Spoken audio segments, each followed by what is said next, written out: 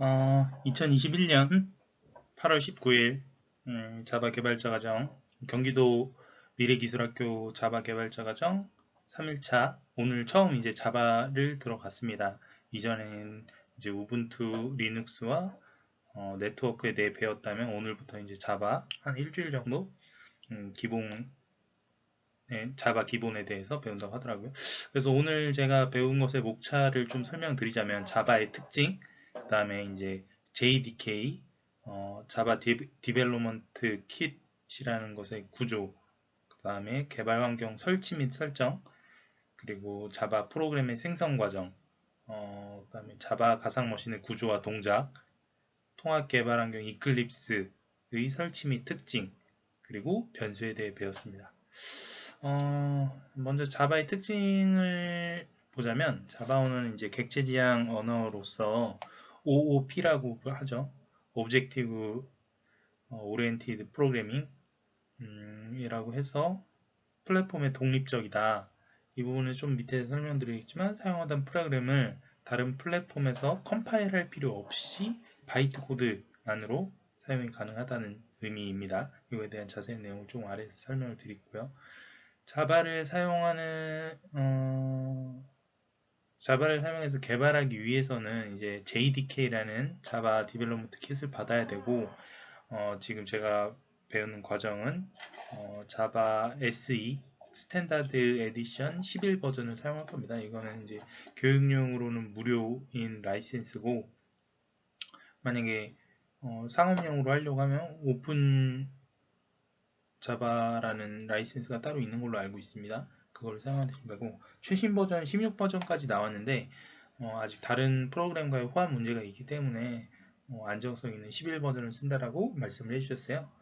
그래서 JDK는 이제 JRE와 개발 도구로 구성이 되어 있는데, 개발 도구는 그냥 컴파일러라고 생각하시면 될 것 같고, JRE는 자바 런타임 인바이러먼트라고 해서 자바가 구동될 수 있는 환경을 의미하고, 그 JRE는 다시 JVM이라는 자바 가상 머신과 이제 클래스 라이브러리 클래스로 구성되어 있습니다. JVM에 대해서는 조금 이따가 다시 설명을 드리고요.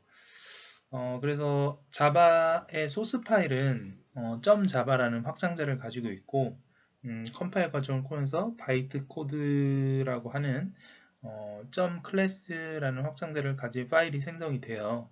그럼 이 바이트 코드를 JVM에서 해석해서 실행하게 된다라는 점을 설명드리고요. 먼저 이제 설치하고 CMD상에서 아무거나 이제 자바 명령을 사용할 수 있도록 자바 홈이라는 환경 버스를 설정하고, 그곳에 이제 제가 설치한 자바 폴더를 넣고, 그 자바 홈을 패스 환경 변수에 넣으면서 빈을 추가해 주면 이제 어디서든지 자바 명령어를 쓸 수가 있게 되는 거죠. 그 이유는 이제 자바 홈을 쓰는 이유는 중간에 이제 자바의 버전업이라든지 버전 관리를 하게 될 때 자바 홈의 주소만을 바꿔주면 그 밑에 빈은 이미 자바 홈을 기반으로 빈이 확장돼서 패스에 넣어줬으니까 자바 홈만 바꿔주면 된다, 간단하게. 또 자바 홈을 이용하는 프로그램도 있다고 해서 그 주소를 가지고 사용하는 프로그램이 있기 때문에 환경 변수를 설정한다 라고 생각하시면 될 것 같아요. 그래서 메모장에 헬로 자바라는 프로그램을 짜봤고, 그것을 이제 텍스트 모드에서 이제 모두를 해서 확장자명을 .java로 넣었고요. 이때 이게 코딩 내용에 한글이 들어가 있으면 이게 UTF-8 버전으로 기본적으로 인코딩 버전이 형식이 지정이 되어 있는데, 그러면은 한글 윈도우의 경우에는 코드 페이지라고 해서 ANSI를 사용하거든요.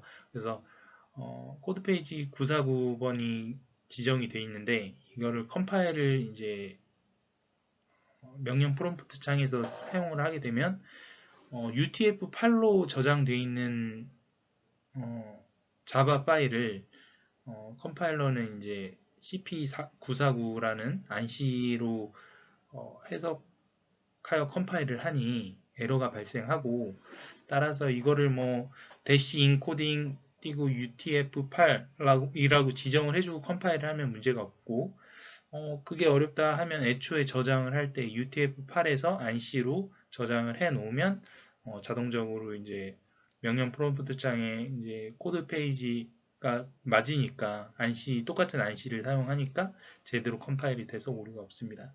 이 점을 참고하시면 될 것 같고, 이렇게 컴파일한 파일을 이제 명령 프롬프트에서 사용해 보려고 하면 해당 파일이 있는 폴더로 이동을 해서 자바 컴파일 과정 먼저 설명을 드리자면 해당 파일로 가서 이제 자바 소스 파일이 있는 폴더로 이동해서 거기에 이제 자바 C 자바 컴파일을 하기 위해 자바 C 띄고 이제 해당 소스 파일 명을 확장자까지 다 적어서 컴파일을 해줍니다. 그러면 그 다음에 자바라는 명령어로 해당 클래스 이름만으로 확장자까지 쓸 필요 없이, 왜냐하면 이때 확장자를 당연히 자바라고 쓰면 안 되는 것이, 이 자바는 이제 JVM에서 실행시키는 바이트 코드를 기반으로 실행을 할 거기 때문에 당연히 소스 파일인 자바로 할 게 아니고 클래스 파일로 할 건데, 굳이 클래스까지는 쓸 필요가 없다. 클래스 명만 쓰면 된다. 그래서 자바 헬로라고만 치면 구동이 됩니다. 이때 구동이 되는 과정을 좀 설명을 드리자면, 먼저 하드웨어가 있고 그 위에 OS 운영체제가 있고 그 위에 이제 JVM이 있는 거예요. 그래서 이제 제가 만든 파일 자체는 이제 운영체제상의 파일 시스템 안에 저장이 되어 있는데, 이걸 컴파일을 통해서 바이트 코드가 나오게 되면 그 바이트 코드를 VM에서 돌리는 거거든요. VM 그 자바 가상 머신은 세 가지로 구성이 되어 있는데, 먼저 클래스 로더, 클래스 로더와 런타임 데이터 에리아라는 영역이 있고, 거기에 이제 변수나 메소드나 이런 것들을 저장해주는 뭐 메소드 에리아, 힘 에리아, 스택 에리아, 뭐 PC 레지스터, 네이티브 메소드 스택 등이 그렇게 다섯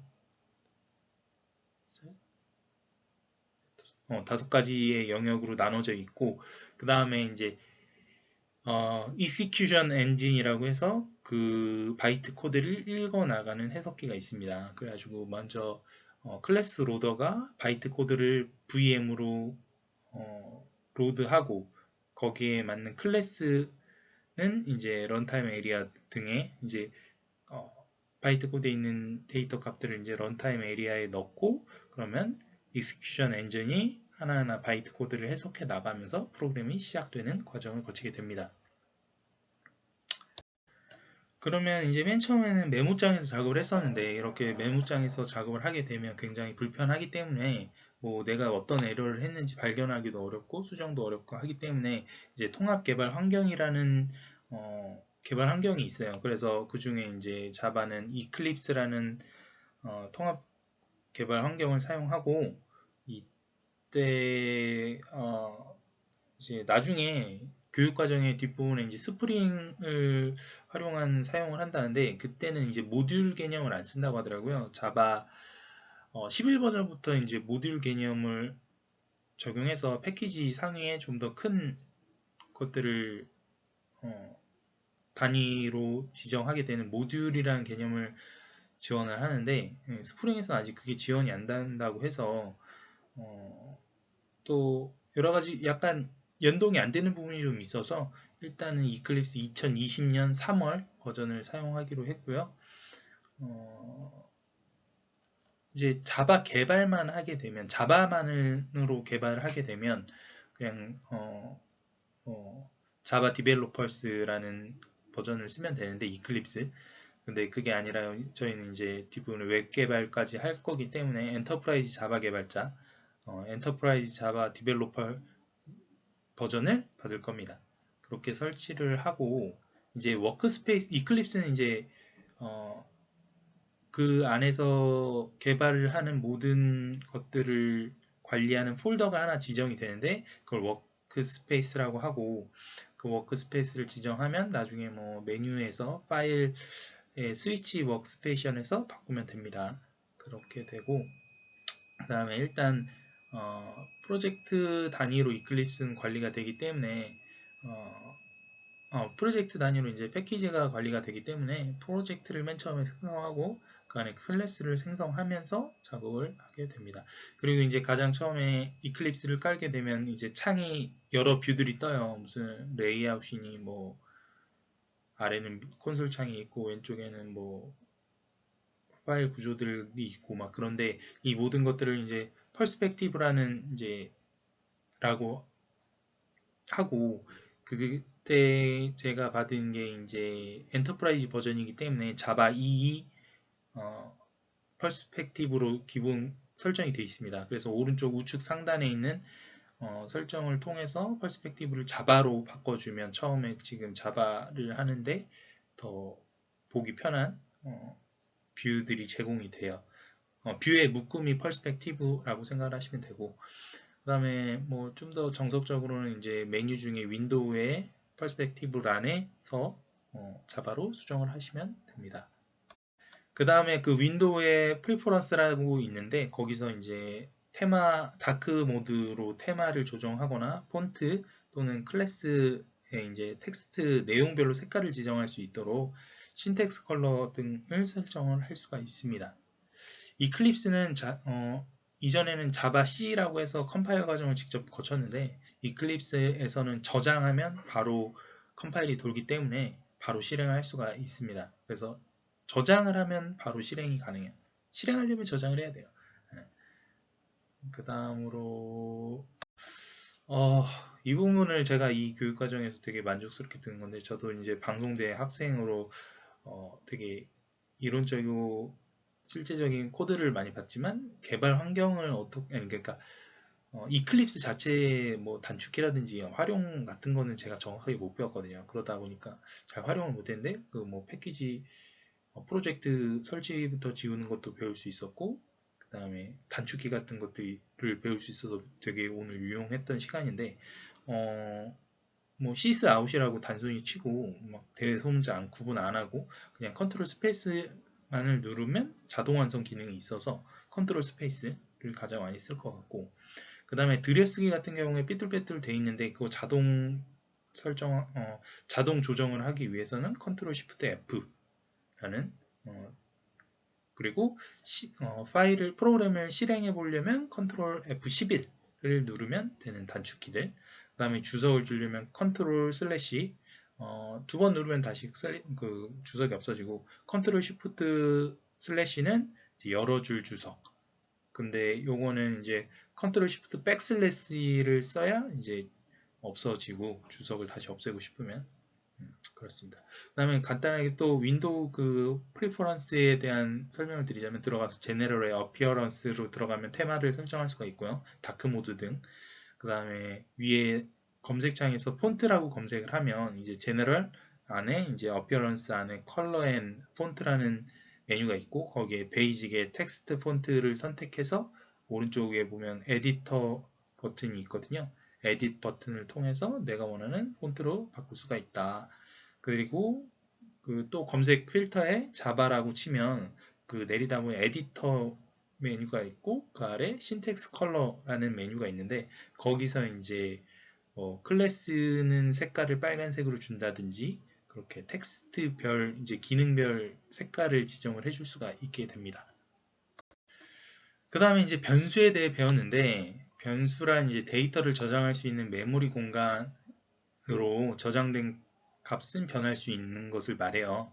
그래서 변수의 선언은 해당 자료용의 크기에 맞는 메모리를 할당하는 작업이고 리터럴은 이제 변하지 않는 데이터 자체를 의미하는데 사용자가 지정한 고정된 값을 의미하며 뭐 int a는 10이라고 했을 때 10 자체 값 자체를 의미한다고 합니다. 근데 리터럴의 개념이 왜 필요한지 저는 정확하게 모르겠어요.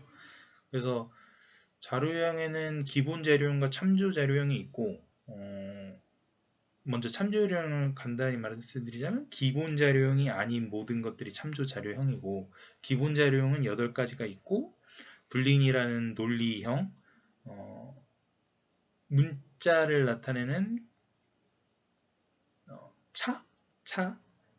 차 캐릭터가 있고, 그 다음에 정수형에는 쇼트, 인트, 롱, 아니다. 바이트, 쇼트, 인트, 롱 이렇게 네 가지가 있고, 보통 인트를 많이 쓰게 되고, 롱은 뒤에 L을 붙인다는 점, 대소문자는 구분 상관없이 숫자 뒤에 L을 붙이면 롱형이구나 라는 점을 알 수가 있고, 그 다음에 실수형은 플로터와 이제 더블이 있고, 보통 플로트 같은 경우엔 뒤에 대소문자 구문 없이 F가 들어가면 이건 플로트형 실수구나, 실수형 플로트 자료형이구나 라는 걸 알 수가 있고, 보통은 더블을 쓴다. 그래서 요즘에 솔직히 용량이 워낙에 크기 때문에 이 각각의 자료형에 대한 정확한 바이트까지는 솔직히 몰라도 될 것 같습니다. 저는.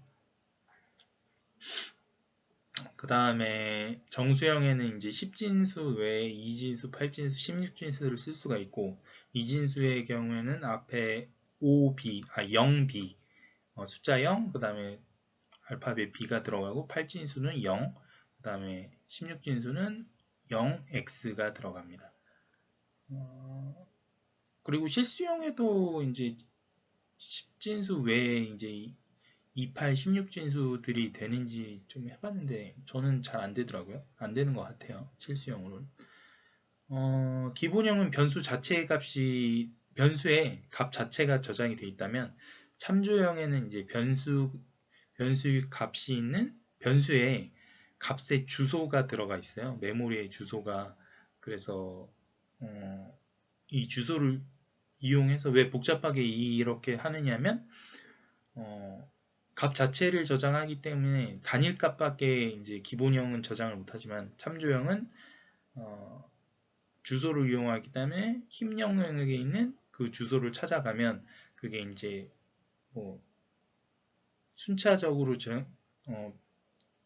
저장이 되어 있다면 순차 뭐 있거나 또는 연결 리스트 형식으로 되겠죠. 그렇게 해서 좀 더 큰